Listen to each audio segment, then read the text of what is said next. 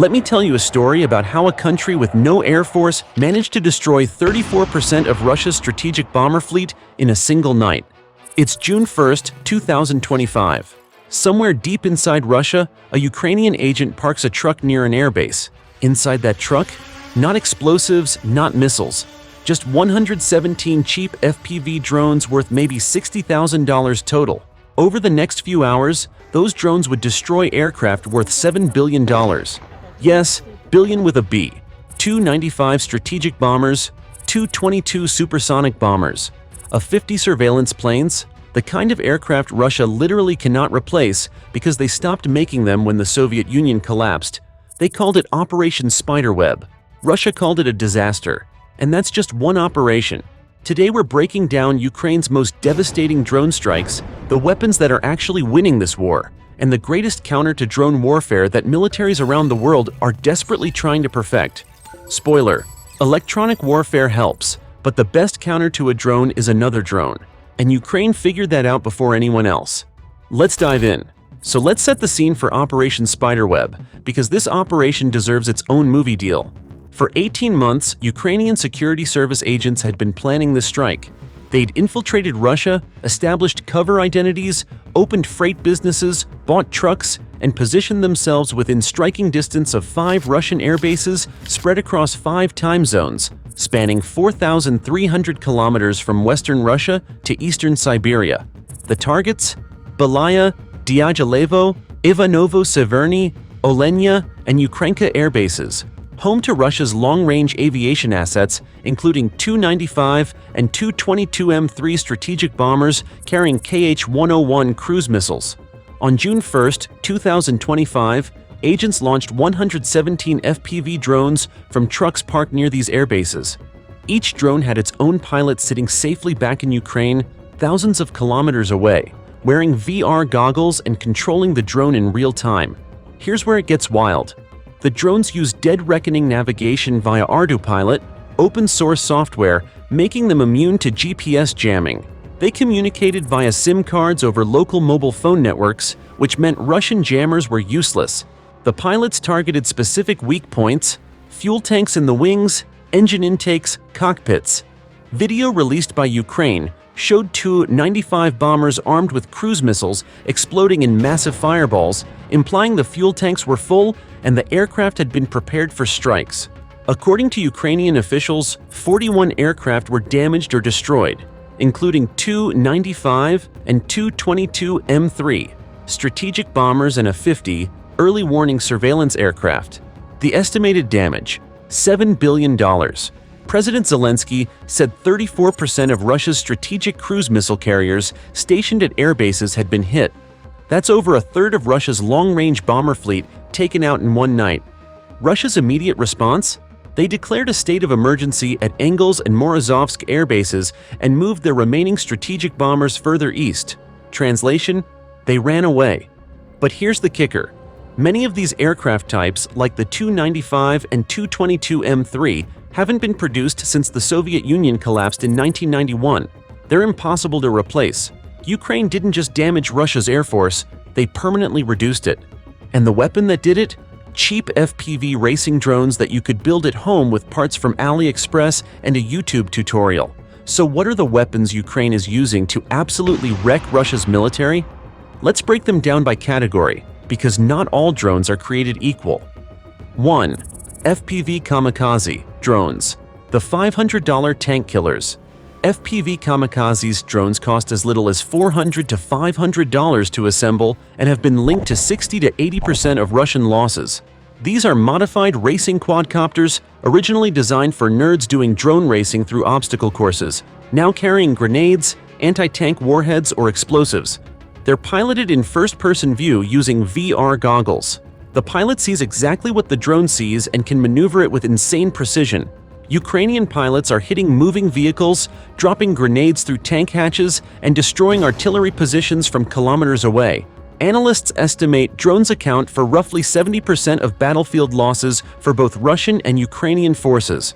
Ukrainian FPV drones have inflicted up to 80% of Russian battlefield casualties. Let that sink in. Not artillery, not tanks, not missiles. Drones built from hobby parts. 2. Long-range strike drones. Hitting Russia's homeland. Ukraine has developed domestically produced long-range drones capable of hitting targets over 2,500 kilometers away, deep into Russia's interior. Ukrainjet's UJ-22 has an 800-kilometer range for long-range strikes, while Antonov's Lyuty reportedly has a 750-kilometer range and costs less than $200,000 per unit. Compare that to a Tomahawk cruise missile at $2 million each. Ukraine is getting similar strategic effect for 1/10 the cost. In 2024 alone, Ukrainian armed forces conducted approximately 130 long-range drone operations, hitting 377 key targets inside Russia, including air bases, ammunition depots, defense industry plants, and energy facilities. 3. The oil war. Attacking Russia's economic engine, Ukraine has systematically targeted Russia's oil infrastructure, refineries, storage facilities, export terminals, to undermine the economic foundation of Putin's war machine. Calculations by Reuters analysts based on oil industry trading figures indicate Ukrainian drone attacks have disabled approximately 10% of Russia's refining capacity. Targets have included Rosneft's Tuapse refinery processing 240,000 barrels per day, the Afipsky oil refinery representing 2.1% of Russia's refining capacity, the Novorossiysk oil terminal on the Black Sea, and the Usta-Luga terminal on the Baltic Sea. The result? Severe gasoline and diesel shortages reported in multiple Russian regions, fuel rationing in southern territories, and emergency fuel reserves deployed to stabilize critical sectors. Russia imposed a 6-month ban on gasoline exports to prevent domestic shortages. That's how effective Ukraine's drone campaign has been. Russia is running out of fuel in a country that's one of the world's largest oil producers. 4. Naval drones. Sinking Russia's Black Sea fleet. Ukrainian marine drones armed with explosives damaged Russian warships and coastal infrastructure, forcing Russia's Black Sea fleet to largely withdraw its major vessels from Sevastopol harbor. Naval drones are basically jet skis packed with explosives, operated remotely, capable of speeds up to 80 kilometers per hour. They cost about $250,000 each and have sunk or damaged warships worth hundreds of millions. Russia's Black Sea fleet, once a symbol of Russian naval power, has been chased out of Crimea by what are essentially remote-controlled bombs on water scooters. Let's run through some of Ukraine's most devastating recent strikes, because this is basically a highlight reel of expensive things Russia will never get back. Karishi Oil Refinery, October 2025. Ukraine struck the Karishi refinery in Leningrad, which has an annual capacity of 18.4 million tons of oil processing, one of Russia's largest refineries, producing 6.6% of Russia's total refining volumes. The attack caused explosions and a fire. This refinery is over 500 miles from Ukraine's border. Ukraine hit it anyway. Russian missile ship in Lake Onega, October 2025. Ukraine hit the small missile ship Bayan M in Lake Onega, in Russia's Republic of Karelia, along with a Garmin radar station and a transport vehicle for the Iskander missile system in Kursk region. Lake Onega is in northwestern Russia, hundreds of kilometers from the front line. Ukraine is hitting Russian naval assets in lakes now. That's how far their reach has extended. Sverdlov ammunition plant, October 2025. Ukrainian drones struck the Sverdlov ammunition plant in Nizhny Novgorod region of western Russia, causing multiple explosions and a fire. The plant supplies Russian forces with aviation and artillery ordnance, aviation bombs, and anti-aircraft and anti-tank munitions. Every artillery shell, every bomb, every missile Russia needs comes from facilities like this. Ukraine is systematically destroying Russia's ability to make more ammunition. The Toropets Ammunition Depot, September 2024. One of the most spectacular strikes was on a massive ammunition depot in Tver region. Satellite images showed a crater visible from space. Military analysts estimated the explosion was equivalent to a small tactical nuke in terms of blast radius. Ukrainian officials believe the attack destroyed significant quantities of Russian munitions, including artillery shells and missiles. The explosion was so large that it registered on seismographs. Locals reported windows shattering kilometers away. So if drones are this effective, what's the counter? How do you defend against swarms of $500 kamikaze drones? The uncomfortable answer: It's really hard.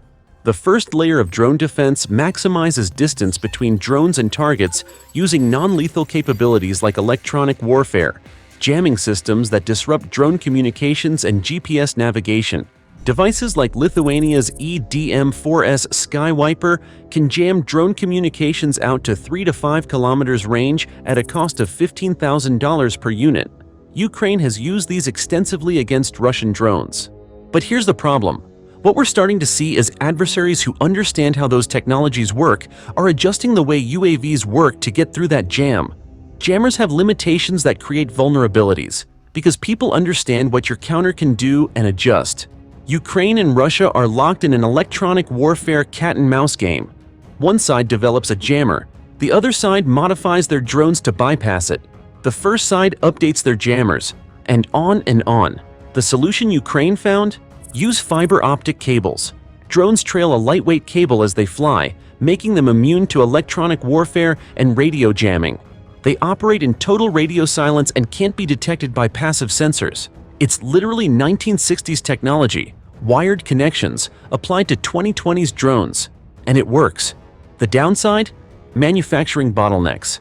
Less than 5% of Ukrainian drones use fiber optics because they can't produce enough cable fast enough. The second layer of drone defense incorporates microwave weapons and high-energy lasers to achieve a soft kill of drones. Lockheed Martin's IPG Photonics crossbow laser weapon system can fire at targets over 700 meters away, showcasing range and precision for destroying drones. The problem? These systems are expensive, require significant power, and can only engage one drone at a time. When you're facing swarms of 50-plus drones, lasers can't keep up. China's Tengqiong Shdista Sky Dome system combines radar, jamming, and directed energy countermeasures into an automated network capable of real-time threat analysis using AI-driven decision-making and multi-sensor fusion. The idea is to integrate multiple sensors, radar, electro-optical cameras, RF scanners, and use AI to automatically detect, track, and engage drones. Recent Pentagon demonstrations tested counter-drone systems against swarms of up to 50 small unmanned aerial systems, including fixed-wing and rotary-wing drones, to see how they performed. The results? Mixed. Some systems worked great against small raids. Against large swarms? Not so much.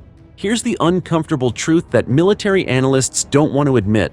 The most economical and combat-effective approach is using interceptor drones, autonomous drones that hunt enemy drones. Ukraine has developed FPV interceptor drones specifically for shooting down enemy reconnaissance drones mid-air.